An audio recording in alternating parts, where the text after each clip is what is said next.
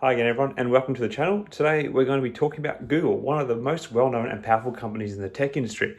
I've been a long holding Google or Alphabet stockholder now and have experienced the dizzying highs and now feeling the severe lows. So it has left me with the question, is now a good opportunity to add more to my holding in Alphabet stock, the parent company name? Now for me, as with many investors, return on investment or ROI is a crucial factor in any investment decision, and it's something that I want to focus on in today's video. It's like the holy grail of investing in many ways. Without it, you're just wandering aimlessly in the desert, and Google's stock is like a roller coaster ride, especially in terms of the way its ROI has been stacking up. So hold on tight and hope for the best. We're going to be taking a deep dive into the company's financials and recent developments to see if it's a good time to invest in Google.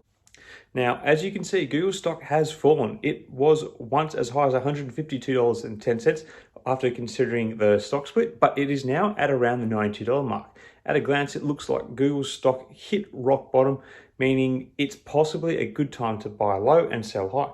But before we dive into the numbers, let's take a quick look at the company's history and current position in the market. So Google, now Alphabet, was founded in 1998 by Larry Page and Sergey Brin while they were PhD students at Stanford University. Not that important, but the company specializes in internet-related services and products, which includes online advertising technologies, search engines, cloud computing, software and hardware. It's hard to imagine a world without Google. It's become such an integral part of our daily lives. From searching for information to finding directions to watching videos, Google has it all. Obviously, the company has a strong monopoly of the search game. However, many are debating whether this dominance is beginning to come under threat from artificial intelligence developments, which may be starting to weigh on the stock value to some extent. Now, let's take a look at Google's market cap and debt.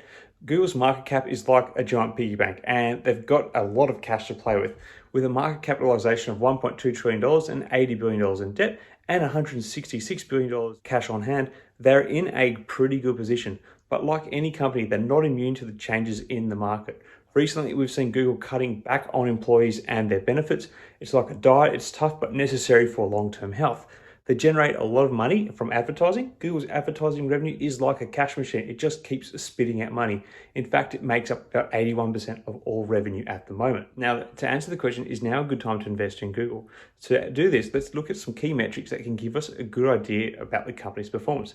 Firstly, let's start with Google's 5-year PE ratio, or price to earnings ratio, which is 25.7. This ratio measures the price of a stock in relation to its earnings per share and is commonly used to evaluate the company's current valuation. A high PE ratio can indicate that the stock is overvalued, while the low PE ratio can indicate that the stock is undervalued.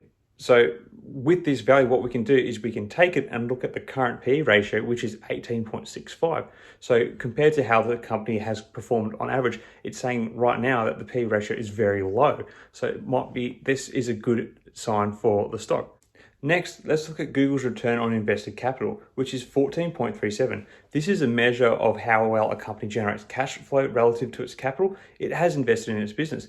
It's like the marathon runner. It's not the fastest, but it is consistent. It's important to also note that its gross margin is 56%, which means for every dollar they bring in, they add 56 cents to their bottom line before tax in an overhead, and their bottom line after tax and an overhead is a very consistent 23% over the last 5 years. Gross margin is a profitability metric that shows how much of each dollar of revenue a company keeps in the form of gross profit after accounting for the cost of goods sold.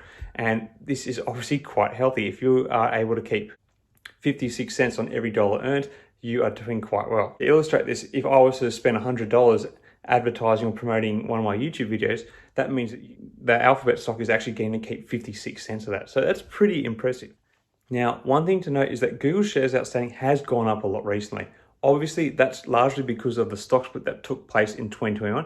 However, there is also an ongoing level of share-based compensation, which might be worth a bit of a look into. It's a bit like a crowded party. It might be fun, but it's not intimate. That's kind of the situation with Google's stock in a sense, a bad human sense. Anyway, so what does this all mean? Well, my advice to you is do your research to figure out for yourself if investing in Google is the right choice for you, as I can't tell you either way, as this is not financial advice. Personally, I will be looking to add to my position in the company as I believe it is one that will recover quite well as we navigate the year ahead. It's a consistent performer and has good technicals for a stock of its size in the tech sector, and the PE ratio where it is compared to its 5-year PE ratio looks very attractive at the moment. Anyway, are you invested in Google? Are you considering an investment in Google? Are there better big tech companies to consider? What are your thoughts? Let me know in the comments below. Until next time, everyone, may the markets trade in your favor. Cheers.